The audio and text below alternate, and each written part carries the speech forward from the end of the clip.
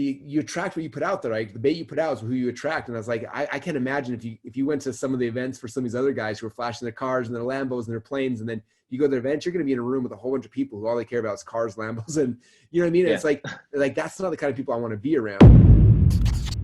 I think my follow-up question is that one of the reasons why I loved your other two books, which is .com Secrets and Expert Secrets before this new book, is that most of your book are focused on principles, right? So they are evergreen, and it's something that when you know, even if you read it 10 years down the road, it will still make sense.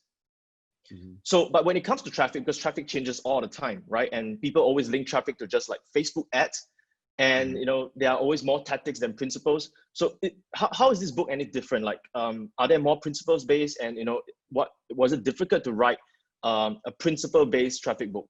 Yeah, it was, like I said, it took me a year just to figure out how to do it, and I was like so scared. But yeah, it's funny because most people talk about traffic, there's usually like a course or a book, but it's like they're always like exploiting, like here's the loophole and here's how to do this thing that works right now, and then the loophole always goes away and then it doesn't work anymore.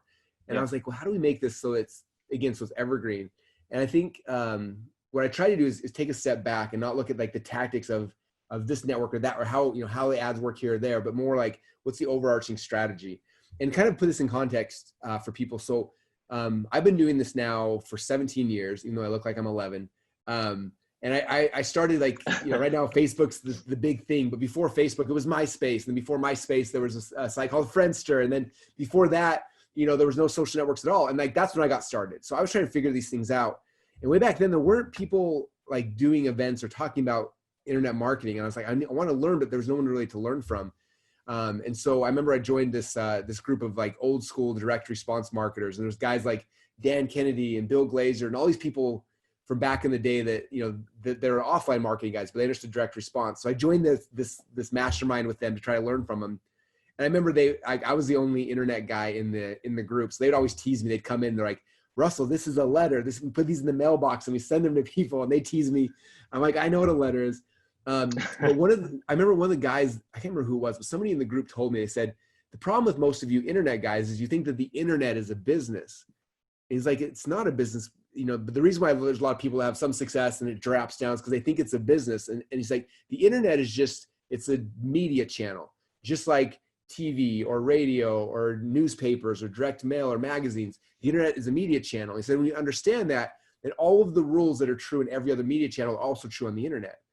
And so like, that's what I learned way when I got started. So I always looked at traffic a little bit differently.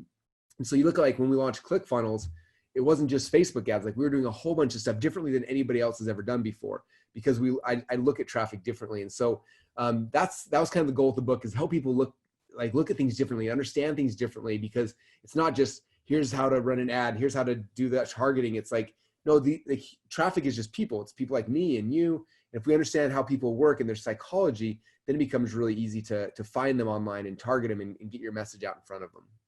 Yeah, I like that, because when you focus on like principles and not tactics, right? And what you mentioned in terms of like the medium, in terms of like the principle never change, right? It has always been the same thing, right? It's just that instead of mail, now it's email, right? Instead of radio, now it's podcast. And it's just the medium has changed, but the principle doesn't change. You know, in this book, you shared many secrets, right? More than 20 different secrets. I was actually reading this book, and I think one of my favorite was, I think it's Traffic You Own, right? I think it's one of the most classic principles, timeless. You shared about a story of like Mark Joner, you know, asking you to focus on like the list, right? You know, how important it is right now for list building. By the way, just to give you some context, most of the viewers who are watching, they are usually coaches, consultants, you know, trainers, speakers. You know, especially now they can't even go out of the house. How important it is right now for them to focus on list building? Oh yeah, list building. I mean, think about this. Like, if you don't have like a list, you don't have an audience, then you can't make a presentation. Last year, I only spoke at, I think, 2 events last year, my own, and I spoke at Grant Cardone's. He had 35,000 people in the stadium. You walk in, it's like, this huge it was cool. I got to speak, I got to sell. We made money, but as big as amazing as that is, my email list has 2 million people on it. So it's like, there's so many more people, and I can reach them, I can affect them, I can do things. And like, let's say my business dries up or something changes, or whatever the issue might be, you always have your traffic. In fact, in the last 17 years I've been doing this, my business has grown and crashed like more times than I can count. But it was crazy because even during times like I was crashing and I would have like a normal person who went through bankruptcy, I had a list of people. So it's like, as it was crashing, I was like, okay, that business didn't work. What's the next thing I can create? I create a new offer, a new product. I sell it to my list. And then we were fine. We were back in business like 2 days later because of that. And so like having your own customer list, it's the most important thing you could possibly do. And the fact, like you said in the story I shared with Mark Joyner, he was my first mentor, and he was just like, he kept telling me, like, you got to build a list, got to build a list. And to put this in context, like back then when I was getting started, again, before all these other things, like the new shiny object that came out at the time was this thing called Google AdSense. And if you put it on a web page and someone clicked on it, Google would pay you. And they were paying out ridiculous money back then. Like I had friends who literally, they'd throw up these garbage sites that were just their software. They'd create these garbage sites, would scrape other people's articles, post a site, get it ranked, and you throw ads on it. And I had friends making $400,000 or $500,000 a month just from garbage sites. And I was like, I want to do that. And Mark was like, no, he's like, that's there, but it's a loophole. It's going to disappear. Like focus on what's focus on building your list. That's the only thing that's going to be here today, tomorrow, forever. Like your list and your relationship with the list is your business. Like that's the most important thing. So I'd be all mad, like, okay, fine, I'll build my list. But I looked at what happened is I started building my list, started growing my company. And then this thing over here, these guys made a bunch of money that disappeared. And most of them lost everything. And the majority of them never came back. They never made money again. Whereas I had this list and my list kept growing. And even during times of like recessions, I still had my list. During times where I did something stupid, almost went bankrupt, I still had it always gave me the ability to generate revenue whenever I needed to. And so of all the things, like if you were like, what's the biggest secret in Traffic Secrets or the whole secret set, like the biggest secret is like, you need to have your own customer list. That's the most important thing you could possibly do. And it sounds like you were focusing on the long term, right? Rather than just chasing the shiny objects. Yeah. Which is too bad because the shiny objects are fun sometimes, but I've been in this business now 17 years and there's been so many shiny objects. I remember like we were launching ClickFunnels and I was focusing on funnels right when Amazon did their big thing. And all of a sudden Amazon was so easy and everyone's making so much money. I was like, I could go make so much money at Amazon right now, but I'm like, no, this is my mission. This is where I'm focused at. I think one of the things that I learned from your coaching was the fact that when you shared Mark Joner's story, and that always anchored me somehow because every time I'm trying to chase after shiny objects, I'll be reminded that Mark told you no, focus on your list, and that was what I was focusing to do. And then because of that, right now, because of the crisis that's happening whatsoever, our business is actually booming right now because we are now able to build more relationship with the list because we already have a list that we have been building for the past 1 year, right? So it is so valuable. Just that one secret alone is so valuable. You're obviously super successful. You built one of the fastest growing company right now, but you're one of the most humble human being I've ever met. Compared to like what's going on in the social media world right now, where people are using flashy stuff to get traffic. Okay, not that I'm against them, but it was a fresh take when I started to see that you don't do that, right? And you focus a lot on like family values and God. And could you tell us more about like how did that happen? Like what drive you to focus more on these values rather than just flashing just to get more traffic? Yeah, I'd say there's probably two things. Number one is, I've been doing this for 17 years now, and I've had twice where I built the company up and it crashed. It built it up and it crashed.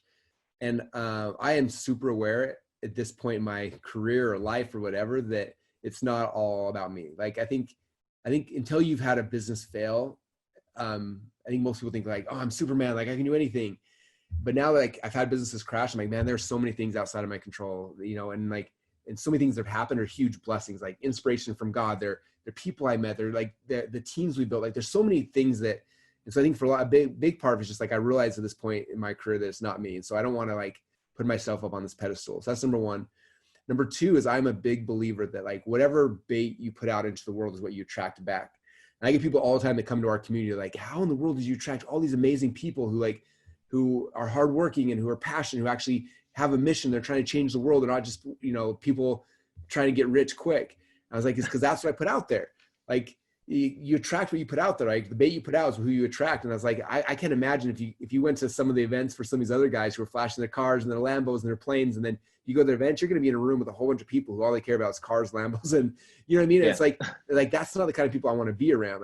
And so for me, it's like, I just, I am who I am and I want to hang out with people who are like me. And so I'm just going to put out who I am and who I believe in. And those people come to me. And And if other people aren't attracted to that, that's okay. Like I don't need everybody.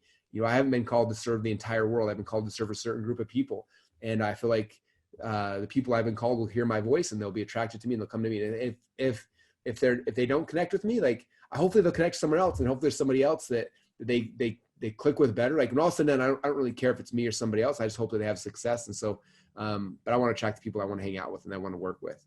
And so when I start flashing Ferraris and stuff, it means that I want to, you know, like, I don't know. I don't want to hang out with those people. So I'm not going to try to attract them. So I think those are the main reasons. And I've got an amazing wife who keeps me humble, who reminds me that, you know, that who I am. And I've got amazing, you know, just friends and family who keep me humble. And, you know, again, as much fun and as cool as it's been, this journey with ClickFunnels, like I'm fully aware it could disappear tomorrow. I could have the coronavirus could attack the people that host our servers in San Francisco and it's gone. And tomorrow I'm unemployed. Like it could happen. And so I don't think I'm above any of that thing. So I'm just trying to be as humble and as grateful as I can for the experiences I get and the things I've been blessed with. And hopefully if I am, that I'll continue to get blessed. If not, I got to be okay with that as well. So yeah. Is that a divine purpose? Do you believe in the divine purpose around